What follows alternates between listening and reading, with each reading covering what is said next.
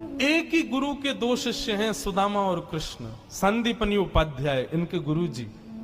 लेकिन एक शिष्य सोने की नगरी का राजा है, पूरे विश्व का अधिपति भगवान है, और एक शिष्य एक फूटी सी झोपड़ी में रहता है। एक बार संदीपनी विद्यालय में जब कृष्ण सुदामा पढ़ते थे, तब भृगु ऋषि पधारे, सबसे क्रोधी ऋषि, और आकर के गुरु माँ से भिक्षा मांगी। माते भिक्षाम देही, माता भिक्षा प्रदान करो। माँ ने मन में विचार किया कि अभी सामग्रियां तो इतनी नहीं कि मैं भिक्षा दे सकूं, मना कर दिया। बोले भगवान आप कल आ जाना, आज तो भिक्षा के लिए सामग्री नहीं है, शाम को जब आ जाएगी तो कल आपको प्रदान कर दूंगा। अब भृगु ऋषि तो क्रोधी, उनको तो जब मांगे तब चाहिए।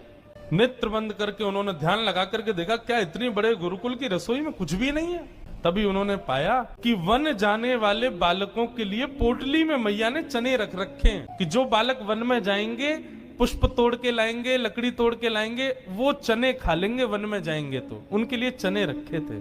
भृगु ऋषि बोले बालकों की ज्यादा चिंता है, एक ऋषि द्वार पर आया उसकी चिंता नहीं है। थोड़ी दूर जाकर के अपने कमंडल के जल से श्रापित कर दिया, जो भी उन चनों को खाएगा वो लक्ष्मीहीन हो जाएगा, उसके जीवन से लक्ष्मी चली जाएगी, वो निर्धन हो जाएगा। जिस समय भृगु ऋषि श्राप दे रहे थे, सुदामा जी वहीं एक वृक्ष के पीछे बैठ करके कुछ पुष्प तोड़ रहे थे। जैसे ही श्राप दिया, सुदामा जी पहले तो चाहते थे कि मैं जाकर के ये संकेत कर दूं कि भाई उन चनों को मत खाना, उनको शाप लगा है। लेकिन तभी गुरुकुल जाते समय देखा कि सामने से अपने दोनों कमर पर पोटलियां बांध करके कृष्ण चले आ रहे हैं। सुदामा जी बोले लाला कहां जा रहे हो? बोले आज तोकू और मोकू वन में जावे की सेवा मिली है, मोए और तोए वन से पुष्प और तुलसी तोड़ के लानी है, लकड़ी तोड़ के लानी है। चल देख, गुरु मैया ने वन में खावे के काजे चना भी दिए, दोनों प्रेम से पाएंगे और प्रेम से वहां से बढ़िया सब कछु लेके आएंगे। आज बालकन में हमारो नंबर आया हो वन में जावे को।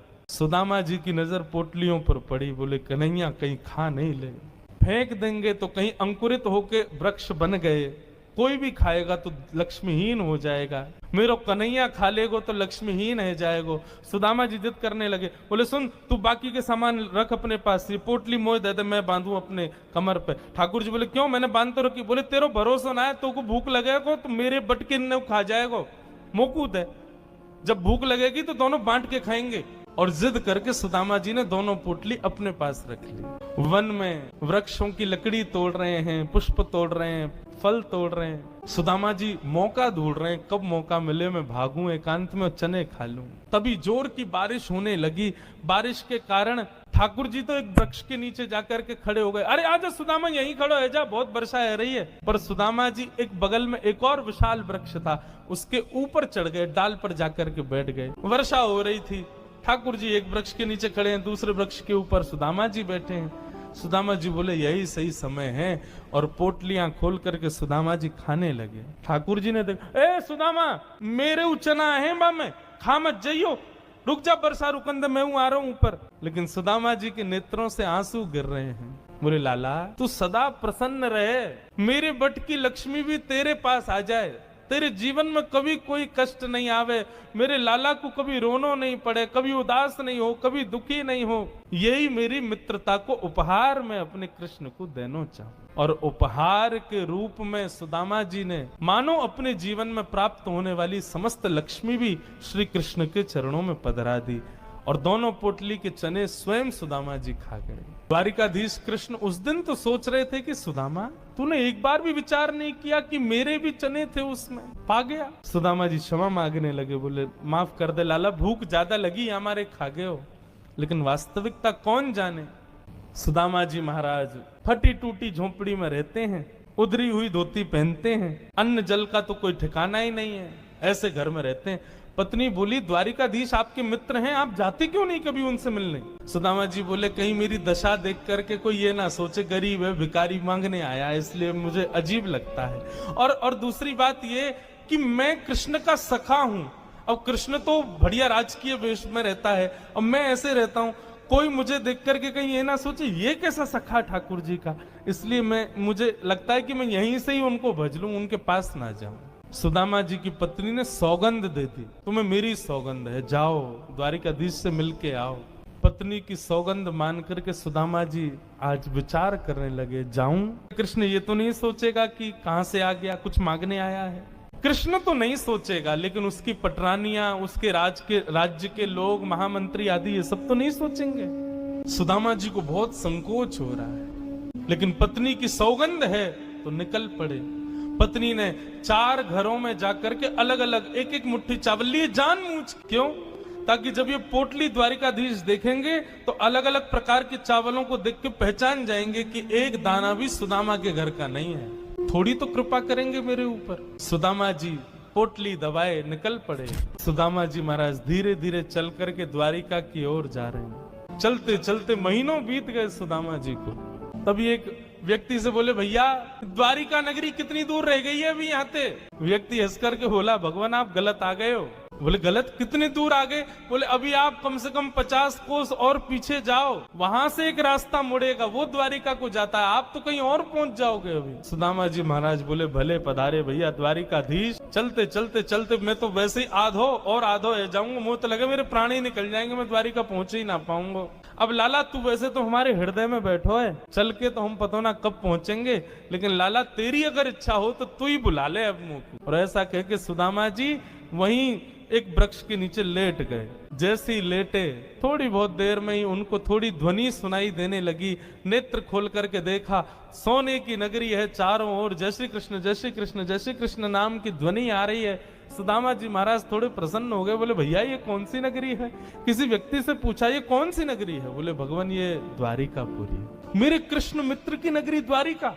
बोले हाँ ये द्वारिकाधीश की नगरी द्वारिका। सुदामा जी तो नाचने लगे, जय हो वारे कन्हैया तेरी कृपा। भैया ये द्वारिकाधीश कहाँ बैठे होंगे? बोले सामने जो महल दिख रहा है इसी के राजा हैं द्वारिका, आप चले जाओ। सुदामा जी गए द्वारपालों से जाकर के बोले, भगवान मेरी फटी हुई धोती और मेरे पतले दुबले तन को देख करके आप ये मत सोचना मैं गरीब हूँ कुछ मांगने आया हूँ। पहले ही स्पष्ट कर दिया मैं कृष्ण का सखा हूँ। हम दोनों एक साथ एक ही गुरुकुल में पढ़े हैं, नाम मेरा सुदामा है। आज अपने सखा से मिलने आया हूँ, आप कृपा करके उनको जाकर के ये बता दीजिए। और सुनिए, यदि वो बहुत व्यस्त हो तो उनको परेशान मत करो, आपके इतने बड़े महल में कोई खिड़की हो वहां से मुझको उनका दर्शन करा दो, मैं तो केवल उनको देखने आया हूं। द्वारपालों ने बंधुओं ससम्मान सुदामा जी को बिठाया। कहा महाराज द्वारिकाधीश प्रसाद पा रहे हैं, हम फिर भी निवेदन कर देते हैं। भीतर जाके द्वारपालों ने जैसे ही बताया, द्वार पर आपके सखा आए हैं, बचपन के मित्र हैं, नाम उन्होंने सुदामा बताया है। सुदामा नाम सुनते ही भगवान खा रहे थे, खाते खाते रुक गए। बोले क्या नाम बताया? बोले सुदामा। मेरे बचपन के सखा सुदामा आए हैं बाहर? बोले हाँ नाथ सुदामा जी आए। आप प्रसाद पा लीजिए, हमने उनको कह दिया है आप जब निवृत्त हो जाएंगे तब दर्शन कराएंगे। भगवान बोले प्रसाद ये आवश्यक है? मेरे मित्र आए सखाएं बाहर खड़े, तुम उनको बाहर ही छोड़ के आ गए। भगवान आज पहली बार बीच प्रसाद से उठ गए, दौड़े। महामंत्री, सेनापति, पत्नियां सब दौड़ रही हैं। ऐसा कौन आ गया जिसके लिए भोजन छोड़ के भागे? द्वार पर दीनहीन सी अवस्था है, सुदामा जी खड़े। भगवान ने जाकर के हृदय से लगा ली। बार बार उनके मुख को देखते हैं, फिर हृदय से लगाते हैं, फिर देखते हैं, फिर हृदय से लगाते हैं। अपने गले में गलवैया डाल करके लेकर के चल रहे हैं। फिर चलते चलते पता नहीं क्या होता है, ठाकुर जी फिर रोकते हैं, फिर हृदय से लगा लेते हैं, फिर चलते हैं, फिर हृदय, बार बार हृदय से लगा रहे हैं और रोने लग रहे हैं ठाकुर जी। रुक्मणी आदि पटरानियों ने ऐसा दृश्य पहले द्वारिका में कभी नहीं देखा। सुदामा जी को ले जाकर के द्वारिका के सिंहासन पर बिठाया। भगवान ने अपने नेत्र के अश्रुओं से सुदामा जी के चरणों को धोया और संपूर्ण जल द्वारिका के चारों दिशाओं में छिड़क दिया। बोले हमारी द्वारिका पवित्र हो जाएगी। सुदामा जी के चरणों का चरणामृत। सुदामा जी कह रहे हैं लाला मैं इन सबके योग्य ना हूं, ये सब कहा कर रहा हो भैया?